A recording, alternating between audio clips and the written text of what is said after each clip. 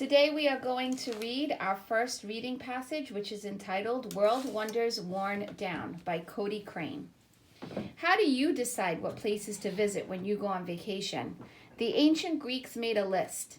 This ancient travel guide contained the must-see statues, monuments, and places near Greece. These sites came to be known as the Seven Wonders of the World. Since then, wars, accidents, fires, and earthquakes have taken their toll, leaving only one ancient wonder, the pyramids of Giza, still standing. A group called the New Seven Wonders Foundation thinks it's time to update the top 7 list, and they want everyone's opinion to count. They have paired the list to 21 present-day wonders from around the globe. Would-be voters can go online to choose which historical sites should make the final cut. How are the top contenders holding up to the test of time? Will they suffer fates similar to the original 7 wonders? Science World spoke with the experts to find out how some of these sites are faring and what's being done to protect them. The Mysterious Moai. The South Pacific island is dotted with hundreds of giant statues called moai.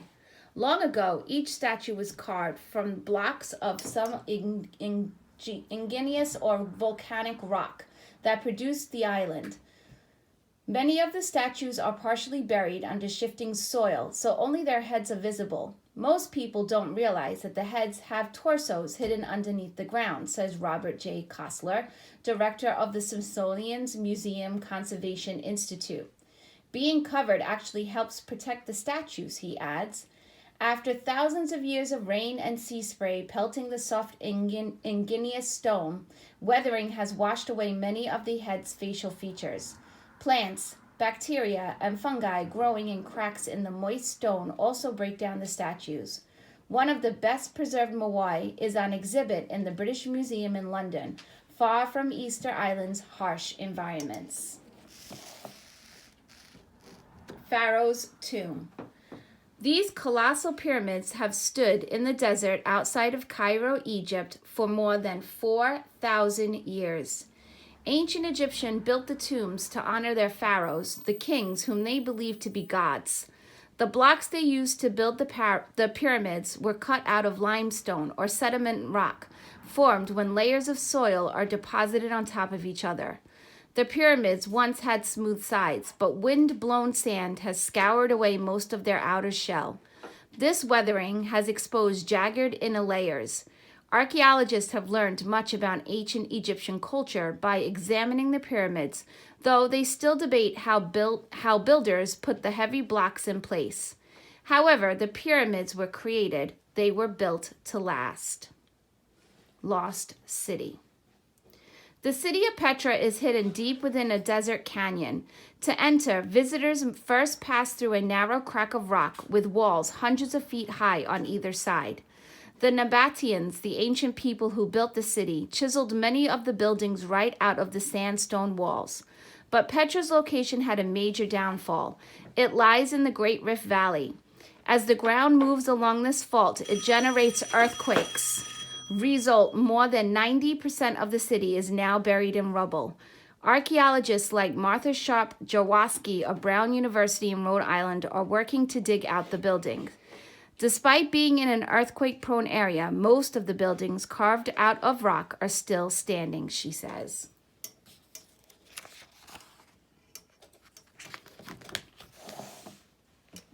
Monument to Love.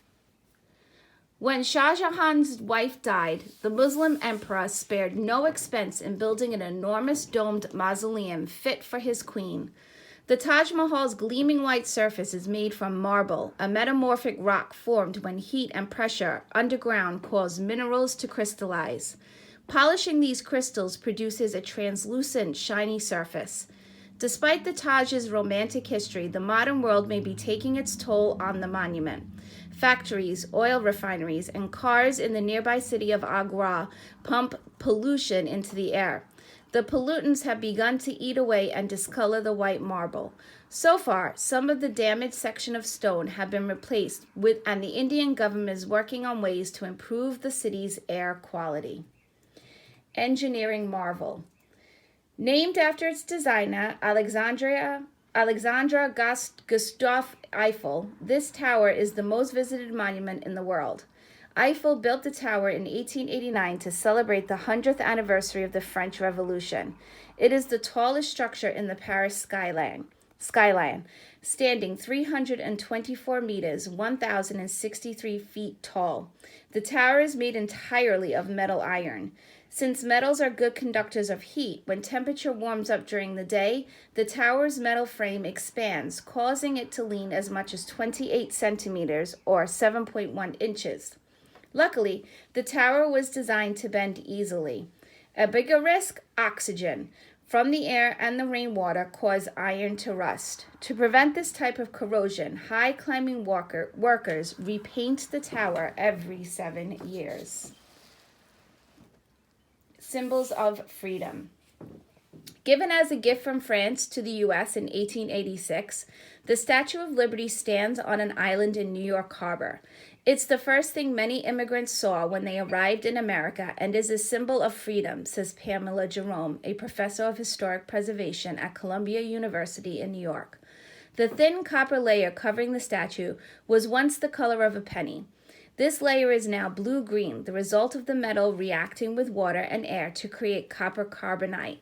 This naturally occurring coating protects the remaining copper underneath. Water also corroded much of the statue's original iron skeleton. To ensure Lady Liberty's safety, beginning in 1984, iron pieces were replaced with the alloy stainless steel, a durable mixture of iron, carbon, and other materials. City in the clouds. The ancient city of Machu Picchu sits atop a peak in Peru's Andes Mountains. To create space to grow food, the Incas carved terraces into the steep slopes. These steps prevented erosion by stopping soil from washing down the mountainsides. But a different type of erosion now threatens the city. The pounding feet of tourists are damaging the city's fragile stones. Thousands visit the city every day, says Michelle Bernenfeld, a program manager for the World Monument Fund, WMF. Among other things, the WMF develops plans to help tourists better navigate historical places. Sites like Machu Picchu are the only things left to tell us about cultures that are now gone. But the more people know and appreciate a site, the more they will want to preserve it, says Bernfield. And that brings us to the end of our first reading.